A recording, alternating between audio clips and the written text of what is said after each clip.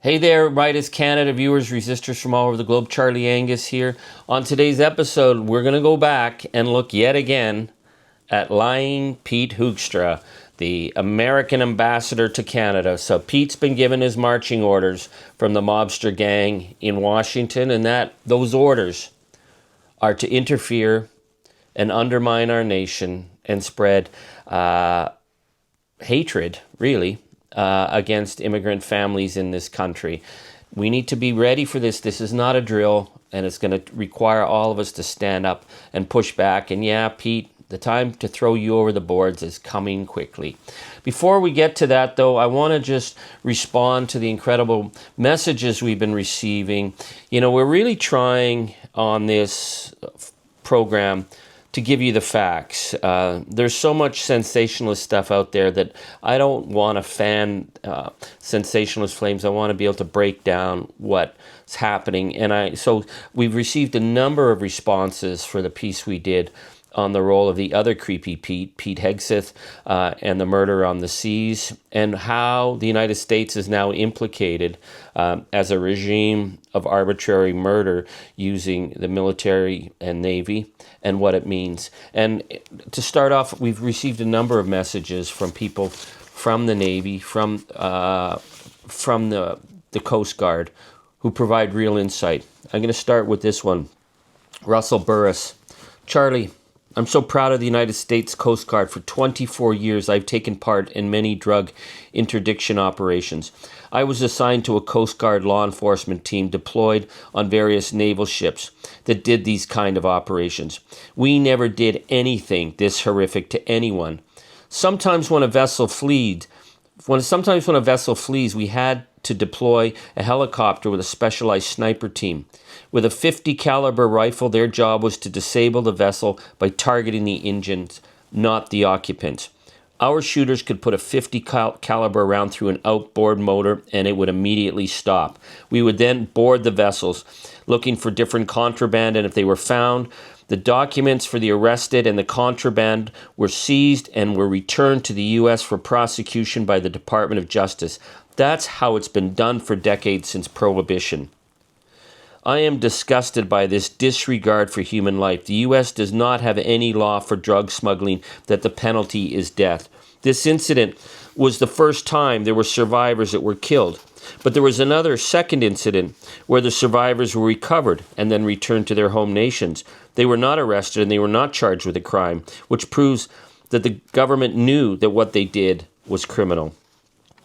Martin Lai writes, as a retired sailor, I was well aware of the rule that all ships are called out to a disaster. We turned around once in a storm which flipped everything not tied down, and we traveled several hours into the storm looking for survivors before being called off. Hugh Tube writes, I was a Royal Canadian Navy officer for 12 years. What the U.S. did is absolutely a crime, and everyone in the decision chain down to the trigger puller is guilty. Back in the 1990s, we had the Young Report after the Somalia killings, and we restructured the training system of the Canadian Armed Forces. I was working with ADM PERS on that. My boss, General Romeo Dallaire, had us all reread and discuss Hitler's willing executioners. I don't think many Americans understand how far gone they actually are. All I fear is that this is going to suck the world into a global disaster. America is frog marching the world to Armageddon. Oh, by the way, the 100 days that you mentioned on Canada's role at the ending the First World War, I recommend you read Colonel Shane Schreiber's brilliant Shock Army of the British Empire. I thank you for that. That's going to be on my Christmas list. Private 51 writes, my grandfather is captain of a warship in World War II, and he sunk many U-boats, and he had a nickname to reflect that. And one U-boat he rammed, when the sub surfaced, he sent soldiers into the sub to bring the Germans out, which he took as prisoners. He also saved German soldiers from the water. He saved as many Germans as he could from the submarines he sank. Thank you for that, Private 51. That's the rule of the sea. I've got this one from Peter Gruich in Michigan. Charlie is a beacon of liberty and logic, as is the entire resistance. Well, thank you for that. I would like to mention my father, right out of high school. He joined the Army and fought with the 71st Infantry Division, 5th Infantry Regiment. As he used to say, I walked 650 miles through Germany killing Nazis. But he never mentioned the concentration camp. Like so many others, talking about nightmares just brought them back. My parents' family came from Romania. They were immigrants. They would be hated by the Republic clowns today. My father, though, was instrumental in the development of many tracked vehicles. That immigrant invented the steel alloy used for the tracked vehicle torsion bar suspension system. Thanks again, Peter. Thank you, Peter, for sharing that, and thank you for your father's service. Now, from Rosie and Mike in North Rustico, Prince Edward Island. Some of our favorite people, resistors we know. Hi, Charlie, Jan, and Raoul. I hope you're doing well. You're doing such a great job bringing attention and creating awareness on all issues. And keeping us up to speed on the boycott against all things U.S. and how well it's working. I really wanted to let anyone reading and listening to you know how important it is for us Canadians to take the leap and invite you to our communities.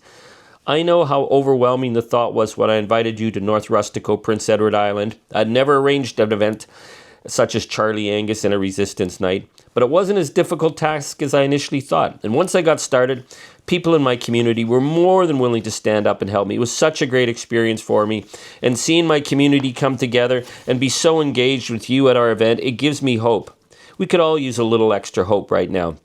Your message is so important. If there's anyone out there listening to you and would like to bring you to their community, but possibly nervous about planning a resistance event in their community, take the leap. Go for it. Yes, you can do it. It's how we can all help. Definitely, Rosie. Rosie worked with Jan, who's the air traffic coordinator for Meidas Canada, on getting that incredible first Meidas Canada town hall in North Rustico, and that was the beginning of the national tour. So if you've got an idea about getting us into your community, talk to Jan. And I also want to mention that from the recent town hall we did with the West End Phoenix in Toronto, Meidas Canada is sending a check for $1,000 to the Parkdale Community Food Bank, because at this time all donations help. CIB SAM writes, Bravo, Monsieur Angus. Enfin, la vérité. La secrétaire de la guerre est un criminel. Ben oui, M. Hoekstra est un criminel, mais c'est un moron. Il travaille pour le gangster régime à Washington. Ce n'est pas acceptable. And Yves Provencher writes, J'ai honte de la humanité. La karma s'approche du monde entier. Oui, Monsieur Provencher, mais I think karma is coming for MAGA. For the rest of us, we just got to hold the line. Okay, let's get to today's show. So, before we get into Pete Hoekstra and the orders he's been given to undermine our country, let's notice how Melania Trump, the mother of the mob gang in Washington, set up all her Christmas trees, and all the media loved it. And yeah, she put up 51 Christmas trees. Way to go, Melania. You think that you're just going to do stuff like this and, it's going to freak us out or whatever. No, you can plant as many Christmas trees as you want, because it doesn't matter. And you know what? We'll continue to give our Christmas tree to Boston, because Boston are friends of Nova Scotia and Canada. Other news, Las Vegas, scrambling end of the year. Oh my God, they're doing everything they can. They're cut rate deals. Please, please, please come to Las Vegas. Oh, yeah, the Canadians aren't coming. Yeah, they had 1.4 million visitors last year. Canada was their major market. And thanks to all our European friends who are in solidarity with Canada and leaving Las Vegas behind, and they're facing a $4 billion hole in their economy. Well, that's what happens when you vote for MAGA. It costs. And then Wayne Gretzky. Back. Wayne Gretzky sort of came out of nowhere recently. He was saying how he was really hurt and how he still loved Canada, blah, blah. And then he was back golfing with the monster from Mar-a-Lago. Here's the thing. Wayne was one of our greatest hockey heroes ever, and we loved him. But when Canada was facing down against the initial wave of threat, and Donald Trump turned that hockey game between the U.S. and Canada into basically almost a declaration of war, and was taunting us. And we asked Wayne Gretzky to be the honorary captain for our nation, and he wouldn't even wear a jersey. and then he came out on the American side and he gave them the thumbs up. Yeah, go golf with a gangster, Wayne. And by the way, your wine sucks. Nobody drinks it here. And so just my message to the Team Canada crew, next time you pick an honorary captain, how about you pick Hayley Wickenheiser? Because she represents the best of hockey in Canada. Put the women in front. They will never, ever go off golfing with the pervert from Mar-a-Lago. Oh, anyways, enough of that. Okay, so this is where we're at right now. We learned just over a week ago that Marco Rubio sent cables to the ambassadors in New Zealand, Australia, all across Europe, and to Lion Pete Hoekstra to start pressuring our nations into lowering our immigration. Now, we know that the United States under MAGA have completely demonized immigrants. They are turning the United States into a race-hating country. That's the whole role of ICE. And they're mad and upset that we remain nations based on diversity, equity, and inclusion. So they are trying now to interfere in our countries, and they are going to use the issue of immigration as the wedge to drive the race hatred. And Pete Hoekstra, that's why he's here. Because as a politician, Pete Hoekstra is an absolute loser. Pete Hoekstra's record as an ambassador is an absolute failure. Pete Hoekstra is a race baiter and a liar. He's been called out multiple times for his public lies on the international stage.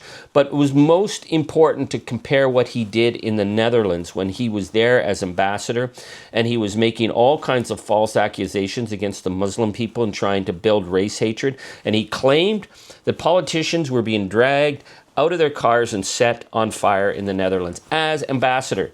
That's the lengths he will go. I want to share with you the video of how the media in the Netherlands handled Pete Hoekstra. They didn't put up with that. We need to see tougher response in Canada from the kind of interference. We've seen him attack us. We've seen him undermine us. We've seen him ridicule us. But if he is going to think that he can start to use race hatred to drive wedges in our country, it's not going to happen. So check out this video. The conclusion that you were wrong when you stated that politicians and cars are being burned, because you can discuss views, like you said, but not facts. Was that a wrong remark? Was it false? I issued a statement saying the exchange with you. I expressed my regrets and my apology for the comments that I made. And I'm not revisiting the issue. Yeah, but for what remarks exactly? No, seriously, please. This is important. For the original remarks, are politicians being burnt in the Netherlands in the past? Is that something you believe? Yes or no? I'm not revisiting the issue. I've expressed my regrets and I've expressed an apology. So you're still sticking to that original remark. You're regretting the newsy remarks, but not the original We're remarks. going to recall, sorry. This is the Netherlands. You have to answer questions. Please, this is not how it works. Wait, he's answering the questions. No, he didn't answer mine. Yeah. Or Ilko's. Didn't ask his question, didn't answer his question. If we don't have any further questions, then we can We move do. on. No. Okay, I'm asking Bonnie to put her question out there. Okay. So what we're seeing here is a pattern, and it's a pattern of interference from MAGA. We saw Shady Vance attempt to blame immigrants in Canada for what he claimed is our sluggish economy, when actually Canada's economy is doing pretty well, Shady. Meanwhile, MAGA's economy is tanking because of their ideology and their targeting of immigrants. But the fact that Shady Vance is a good friend of Jamil Javani, who's the little sock puppet for Pierre Poilievre, who's been going out and meeting with groups, including groups who are demanding the mass deportation of millions of people from Canada. These aren't conversations about policy. This is about spreading hate. And we see Shady Vance trying to attack us on immigration. This is undermining us. We see that this is going to be Pete Hoekstra's role to undermine us. So let's draw this picture out into the broader pattern. We see that MAGA, under Donald Trump, who is basically a total front for Vladimir Putin, has undermined NATO relentlessly. He's undermined the EU. He's undermined the Western allies. He hates Canada, even though we are their Americans' #1 trading partner. They're not only turning America into an isolated and hated nation, but they're spreading extremist ideologies and supporting parties that undermine nations. Let's look at the election in Romania. The Romanian government had to, the Romanian courts had to suspend the elections because of overt Russian interference. The Russians mounted widespread hybrid war against Romania through viral campaigns on TikTok and Telegram, favoring the candidate who had an anti-Western, pro-Russian point of view. So what did J.D. Vance do? He attacked Romania that were trying to defend their democracy, and he defended the extremist candidates running on a pro-Russian, anti-Western bias. We see the same thing with interference in Germany, and how not only did Shady Vance and then it was Elon Musk support the extreme right in Germany, undermining a key Western ally at a crucial moment, but J.D. Vance then invited Beatrix von Storch, the deputy leader of the AfD, the Alternative for Germany, into the White House. So they're supporting the extremist parties against democracies, against the values of democratic nations. That's what's going on here. So I've been saying time and time again, the storm is coming. The storm is here. The storm is going to be an attempt to create race hatred in Canada, to undermine it, to give MAGA that opportunity to attack and go after our communities, go after our leaders, and go after our values. And we can't allow that to happen. It's up to you, my friends. We have to be the front line in defending our democracy and defending our values of diversity, equity, and inclusion. So here's one thing you can do. Every time Pete Hoekstra shoots his mouth off, we've got to be all over the media. We've got to be pushing to shut that guy up. The other thing is change.org has a petition to kick Pete Hoekstra out of Canada. I need you to sign that. I need you to get your friends to sign that. Let's get 1 million signatures calling for Pete Hoekstra to be sent packing. And finally, Pete, I know I live inside your head, rent-free. I know you sent me that letter where you talked about our shared values, and since then I've been trying to talk to you because we don't share any kind of values, Pete. I just want you to give a message. Simple. You stay the F out of our nation's politics. Do not ever try and undermine and attack our values as Canadians. Because you know what? We might be polite and we might go along to get along, but when it comes to an issue of values, Pete, you ain't seen nothing yet. We will defend our country, and we know exactly who you are. You are a creepy little guy running a race hate agenda, and you don't even deserve to be in our country. So you can stay in that little castle that you've got down there right near the Parliament buildings, but don't you start shooting your mouth off about the issues in our nation. We're watching you, Pete. We see you. Anyways, my friends, Charlie Angus, we are kicking at the darkness. It's going to bleed daylight. Thank you, merci, and megwitch.